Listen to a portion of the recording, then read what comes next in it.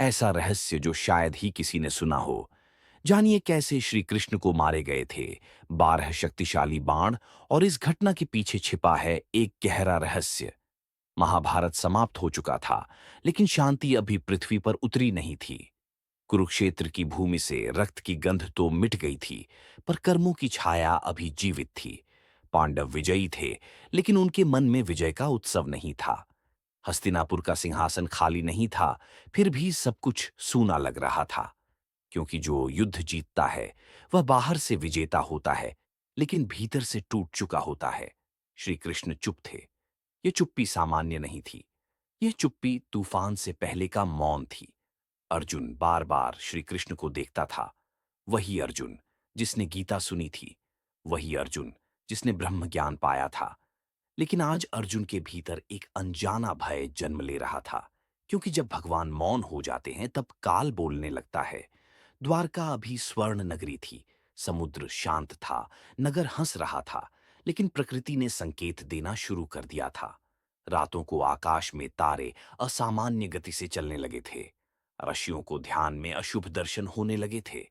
यदुवंश के युवाओं में अहंकार ने जन्म लेना शुरू कर दिया था। जहां कृष्ण होते हैं वहां अहंकार टिक नहीं सकता। लेकिन जब कृष्ण जाने की तैयारी करते हैं, तब अहंकार अंतिम बार उछलता है। बलराम ये सब समझ रहे थे। उन्होंने कई बार कृष्ण से पूछा, लेकिन कृष्ण मुस्कुराकर मौन हो जाते थे, क्योंकि कुछ उत्तर शब्दों में नहीं दिए जाते। कालचक्र घूम चुका था। धरती पर अवतार का उद्देश्य पूर्ण हो चुका था। धर्म स्थापित हो चुका था। अधर्म को उसका दंड मिल चुका था। अब समय था लीला के समापन का। लेकिन क्या भगवान मर सकते हैं? यह प्रश्न ही गलत है। भगवान मरते नहीं हैं। भगवान केवल दृश्य बदलते हैं। महाभारत केवल युद्ध नहीं था। महाभारत एक ब्रह्मांडीय संतुलन था। कृष्ण ने जो किया वह किसी पक्ष के लिए नहीं था, वह सृष्टि के लिए था।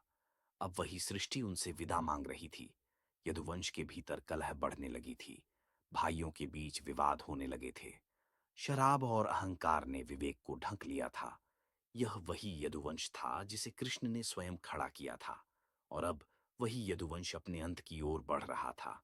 ऋषियों का श्राप, गांधारी का शाप, काल का आदेश, तीनों एक साथ सक्रिय हो चुके थे।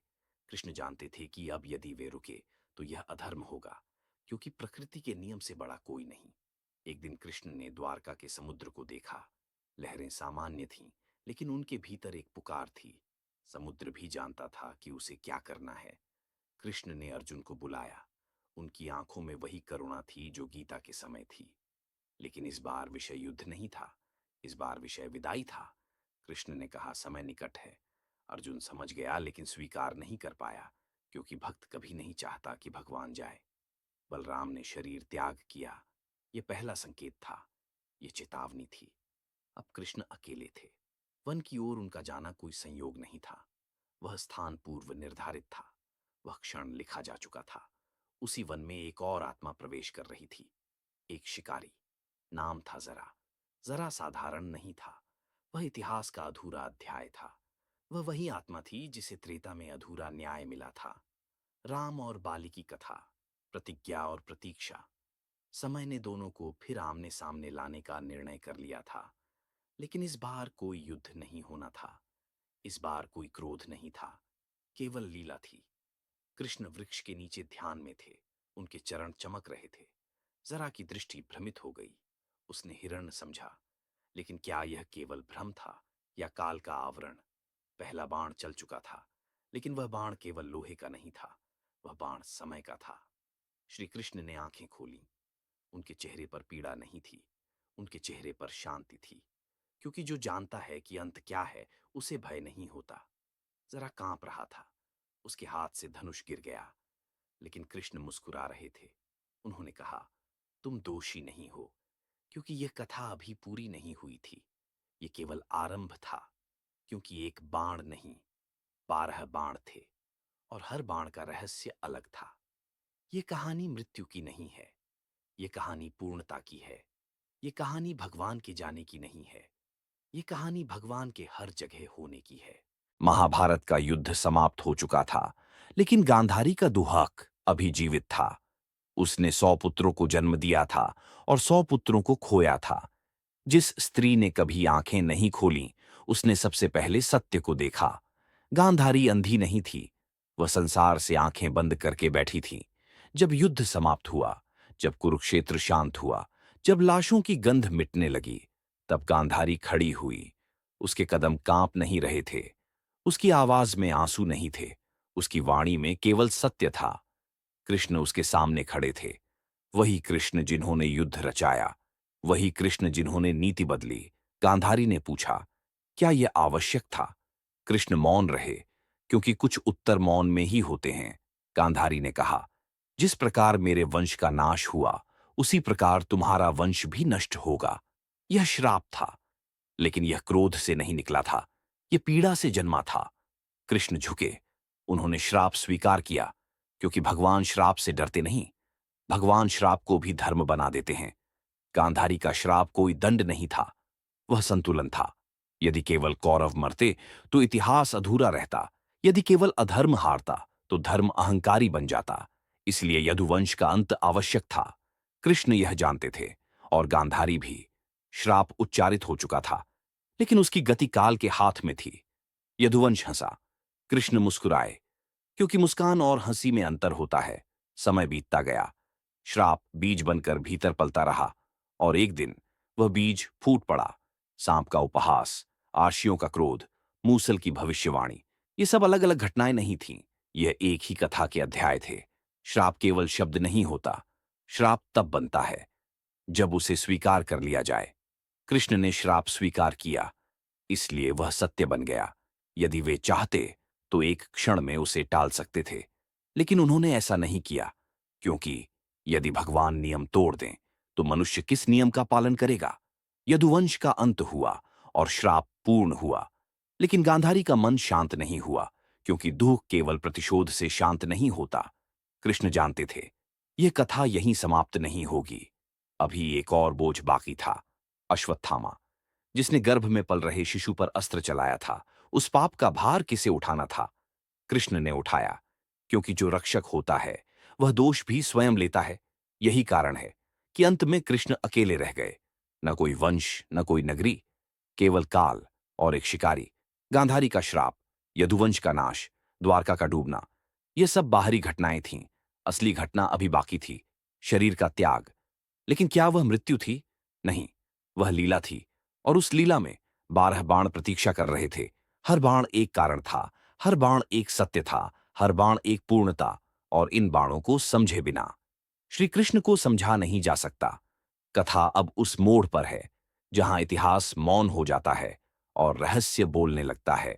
इतिहास अक्सर केवल परिणाम लिखता है, कारणों को समझने का साहस बहुत कम लोग करते हैं। शिकारी जरा, एक नाम, एक तीर और एक कलंक। लेकिन सत्य इतना सरल नहीं होता। जरा केवल इस जन्म का व्यक्ति नहीं था, वह एक स्मृति था, एक अधूरी कथा। त्रेता युग, किष्किंधा का वन, बाली और सुग्रीव का युद्ध। बाली अजेय था, बल में, तेज में, अहंकार में। राम ने बाली को सामने से नहीं मारा, उन्होंने वृक्ष की आड़ से बाण चलाया। बाली गिर पड़ा, उसकी आंखों में प्रश्न था, क्रोध नहीं। उसने पूछा, यदि मैं अधर्मी था तो सामने आकर क्यों नहीं मारा? राम मौन रहे, लेकिन मौन भी एक वचन देता है। राम ने कहा, अगले जन्म में मैं तुम्हें प्रत्यक्ष अवसर दूंगा। यही प्रतिज्ञा युगों तक प्रतीक्षा करती रही। राम ने शरीर छोड़ा, बाली ने शरीर छोड़ा, लेकिन प्रतिज्ञा जीवित रही। समय बदला, युग बदला, रूप बदला, राम कृष्ण बन गए, बाली जरा बन गया। लेकिन इस बार भूमिकाएं उलट गईं। अब भगवान निहत्थे थे और बाली के हाथ में बाण था। लेकिन यह युद्ध नहीं था, यह समाधान था। जरा कोई क्रूर शिकारी नहीं था, वह वन में जीवन यापन करता था, प्रकृति से जुड़ा हुआ था। उसके भीतर हिंसा नहीं थी, लेकिन उसके कर्म उसे उस क्षण तक ले आए थे। वह वन, वह वृक्ष, वह चमक, सब कुछ वैसा ही था जैसा लिखा जा चुका था। कृष्ण ध्यान में थे, उनके चरण सूर्य की तरह चमक रहे थे। जरा की दृष्टि भ्रमित हुई, लेकिन यह भ्रम नहीं था, यह काल का आवरण था। जरा ने बाण चलाया, और उसी क्षण त्रेता की कथा द्वापर में पूर्ण हो गई। बाण लगा, लेकिन कृष्ण गिरे नहीं, क्योंकि यह शरीर का अंत नहीं था, यह आण का समापन था। जरा दौड़कर आया, उसने देखा, यह हिरण नहीं, यह पुरुष है, और वह पुरुष साधारण नहीं। जरा कांप उठा, उसका हृदय टूट गया। वह कृष्ण के चरणों में गिर पड़ा। उसने कहा, मुझे क्षमा कर दीजिए। लेकिन कृष्ण मुस्कुराए। उन्होंने कहा, तुमने कुछ गलत नहीं किया, क्योंकि जो लिखा होता है वह होकर रहता है। जरा को आश्चर्य हुआ, क्योंकि जिसे वह मार चुका था वह उसे आशीर्वाद दे रहा था। यही ईश्वर का रहस्य है, कृष्ण ने कहा। तुम बालित थे। जरा कांप गया। कृष्ण ने कहा, आज वह कथा पूरी हुई। कृष्ण ने जरा को मोक्ष दिया। सोचिए, यदि यह हत्या होती तो मोक्ष क्यों मिलता? यदि यह अपराध होता तो श्राप क्यों नहीं मिलता? क्योंकि यह अपराध नहीं था, यह संतुलन था। बाली को न्याय मिला, राम की प्रतिज्ञा पूरी हुई और काल संतुष्ट हुआ। लेकिन कथा अभी समाप्त नहीं हुई थी, क्योंकि यह केवल पहला बाण था और अभी 11 बाण बाकी थे। ये बाण शरीर पर नहीं लगने थे, ये बाण समय पर लगने थे। हर बाण एक कारण था, हर कारण एक परत, और इन परतों को समझे बिना श्री कृष्ण की लीला अधूरी रहेगी। अब कथा प्रवेश कर रही है सबसे रहस्यमय अध्याय में, 12 बाणों का रहस्य। लोग कहते हैं श्री कृष्ण को एक बाण लगा, लेकिन यह अधूरा सत्य है। श्री कृष्ण को एक बाण दिखाई दिया, लेकिन 11 बाण अदृश्य थे, क्योंकि वे बाण लोहे के नहीं थे। वे बाण कारणों के थे, और कारण कभी दिखाई नहीं देते, वे केवल घटते हैं। अब एक एक करके उन 12 बाणों को समझिए ध्यान से, क्योंकि यहां से कथा नहीं, ज्ञान आरंभ होता है। पहला बाण, यदुवंश के अंत का बाण। जिस दिन यदुवंशी आपस में लड़े, उसी दिन यह बाण चल चुका था। कृष्ण ने तब कुछ नहीं कहा, क्योंकि जो वंश अपने भीतर से टूटता है उसे कोई बाहर से नहीं मारता। दूसरा बाण, द्वारका के विसर्जन का बाण। समुद्र का आगे बढ़ना संयोग नहीं था, यह संकेत था कि अब कृष्ण का बाहरी आश्रय समाप्त हो चुका है। तीसरा बाण, गांधारी के श्राप का बाण। यह क्रोध का शस्त्र नहीं था, यह करुणा का संतुलन था। यदि यह बाण न लगता तो धर्म अहंकारी बन जाता। चौथा बाण, अश्वत्थामा के पाप का बाण, जो गर्भ में पल रहे शिशु पर चला था। उस पाप का भार कृष्ण ने अपने ऊपर लिया, क्योंकि रक्षक केवल रक्षा नहीं करता, वह दायित्व भी उठाता है। पांचवां बाण, महाभारत युद्ध का कर्म बाण। कृष्ण ने युद्ध नहीं लड़ा, लेकिन युद्ध उनके कारण लड़ा गया। यह बाण उसी का परिणाम था। छठा बाण, अवतार कार्य की पूर्णता का बाण। जब उद्देश्य पूरा हो जाता है तो रुकना अधर्म बन जाता है। यह बाण संकेत था, अब जाना आवश्यक है। सातवां बाण, मानव की आसक्ति का बाण। यदि कृष्ण और रुकते तो मनुष्य उन्हें भगवान नहीं, मूर्ति समझने लगता। यह बाण चेतावनी था। आठवां बाण, कालचक्र की गति का बाण। काल कभी नहीं रुकता, चाहे सामने स्वयं ईश्वर क्यों न हो। यह बाण नियम का था। नवां बाण, रामबाली की प्रतिज्ञा का बाण, जो त्रेता में छोड़ा गया था और द्वापर में पूरा हुआ। यह बाण न्याय का था। 10वां बाण, पंच तत्वों के विघटन का बाण। शरीर तत्वों से बना था और तत्वों को लौटना ही था। यह बाण विज्ञान का था। 11वां बाण, कलयुग के आरंभ का बाण। जब युग बदलता है तो चेतना का स्वरूप बदलता है। कृष्ण का जाना कलयुग की पहली घोषणा थी। 12वां बाण, स्वयं श्री कृष्ण की इच्छा का बाण। यह सबसे गुप्त बाण था, क्योंकि जो स्वयं जाना चाहता है उसे कोई रोक नहीं सकता। यह बाण चला नहीं, यह स्वीकार किया गया। अब समझिए, श्री कृष्ण को किसी ने नहीं मारा, श्री कृष्ण ने समय को स्वीकार किया।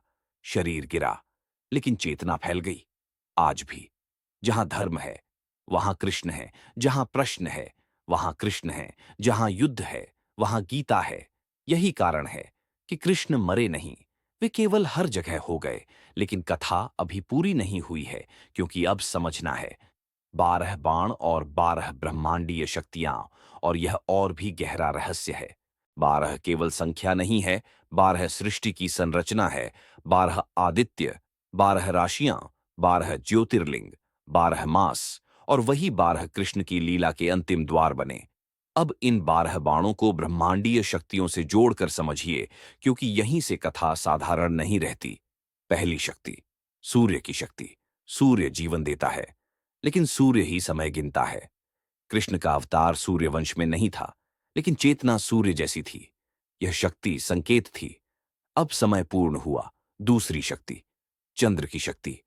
चंद्र मन को नियंत्रित करता है, यदुवंश का मन अशांत हो चुका था। जब मन टूटता है तो वंश टूटता है। यह बाण मानसिक संतुलन का था। तीसरी शक्ति, मंगल की शक्ति। युद्ध, रक्त, क्रोध। महाभारत का भार यही से निकला था। कृष्ण ने युद्ध रोका नहीं, क्योंकि यह मंगल की लीला थी। चौथी शक्ति, बुद्ध की शक्ति। बुद्धि, नीति, चतुराई। कृष्ण इसी शक्ति के अवतार थे। लेकिन जब बुद्धि पूर्ण हो जाए तो मौन आवश्यक होता है। पांचवी शक्ति, गुरु की शक्ति। ज्ञान, धर्म, मार्गदर्शन। गीता इसी शक्ति का प्रकाश थी। अब गुरु को पीछे हटना था। छठी शक्ति, शुक्र की शक्ति। भोग, वैभव, सौंदर्य। द्वारका इसी का प्रतीक थी। और जब भोग चरम पर पहुंचता है तो त्याग अनिवार्य हो जाता है। सातवीं शक्ति, शनि की शक्ति। कर्म, दंड, न्याय। यदुवंश का अंत शनि की ही कथा थी। धीमा, निर्दय, न्यायपूर्ण। आठवीं शक्ति, राहु की शक्ति। 11वीं शक्ति, आकाश की शक्ति। शून्यता, अनंत, नाद। कृष्ण इसी में विलीन हो रहे थे। 12वीं शक्ति, स्वयं ब्रह्म की शक्ति। यह शक्ति न कारण है न परिणाम, यह केवल स्वीकार है। यही अंतिम बाण था। जब यह बाण लगा तो शरीर गिरा, लेकिन चेतना फैल गई। अब समझिए, 12 बाण बराबर 12 द्वार, और उन द्वारों से कृष्ण सीमित से असीम हो गए।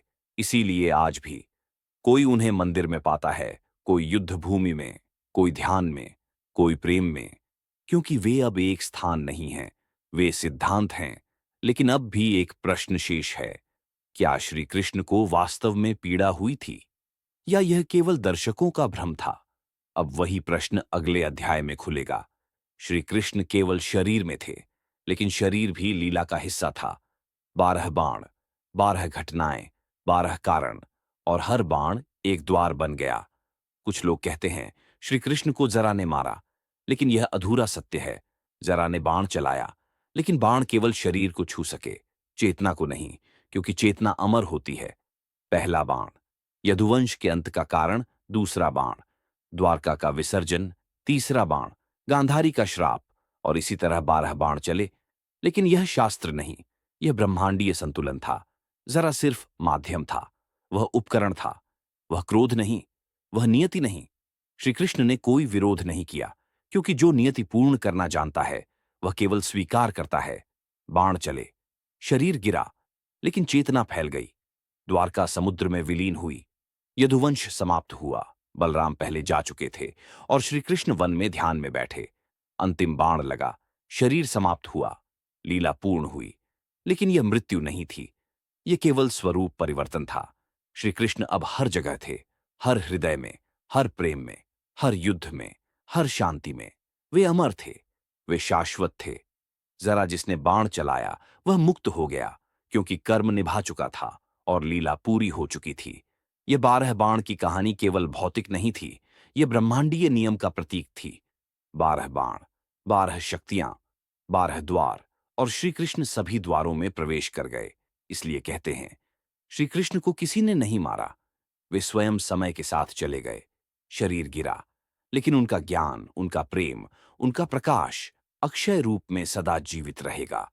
श्री कृष्ण की यह लीला सिर्फ द्वापर का नहीं, सभी युगों का संदेश है। पीड़ा केवल शारीरिक थी, मोक्ष केवल चेतना का, अंत केवल प्रारंभ था। 12 बाण, 12 द्वार, 12 ब्रह्मांडीय शक्तियां, और अंतिम सत्य यही है। श्री कृष्ण अमर हैं, श्री कृष्ण हर जगह हैं, श्री कृष्ण हमेशा रहेंगे। यहीं समाप्त होती है श्री कृष्ण और 12 बाण की महागाथा।